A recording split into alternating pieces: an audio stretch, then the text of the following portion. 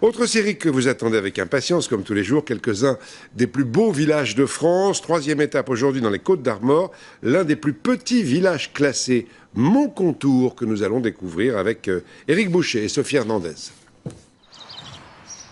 C'est un village des Côtes-d'Armor, ceinturé d'imposants remparts médiévaux.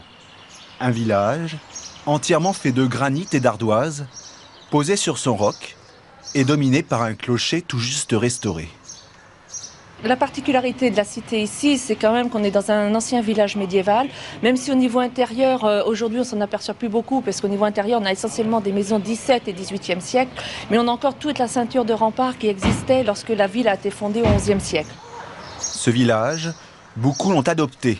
Caroline a longtemps travaillé comme costumière à la grande époque du cinéma et au théâtre. Quand à 60 ans on m'a dit de dégager, 24 ans après, vous voyez, je suis encore là, il fallait que je m'occupe. Donc je fais ça depuis que je suis à la retraite. Mais vous voyez, c'est même pas fini puisque je suis en train de faire les décors là. Caroline réalise ses personnages en sciure et colle à bois, ses fresques en toile. Elle raconte l'histoire d'un chevalier breton à travers le Moyen-Âge. L'ambiance du village est au diapason. J'aime beaucoup. Le mieux, c'est de se balader dans les rues quand il n'y a personne et quand il n'y a surtout pas de voiture. Comme ça, on a l'impression d'être dans un vieux village. Moncontour a su capitaliser sur son histoire. Toutes les enseignes ont été refaites à l'ancienne. Remplacer l'enseigne lumineuse par ces enseignes en fer forgé, c'était une campagne petite cité de caractère qui nous sert bien aujourd'hui aussi, où le commerçant a été vraiment sensibilisé et on avait confié tout ce travail à un artiste peintre. Un artiste peintre qui en a fait à peu près une bonne trentaine dans toute la ville. De nouveaux commerces se sont même implantés. Marine est couturière. Elle réalise régulièrement pour les fêtes du village des costumes à l'ancienne. C'est intéressant parce qu'il y a une recherche au niveau du costume, au niveau des traits, des lignes, des découpes.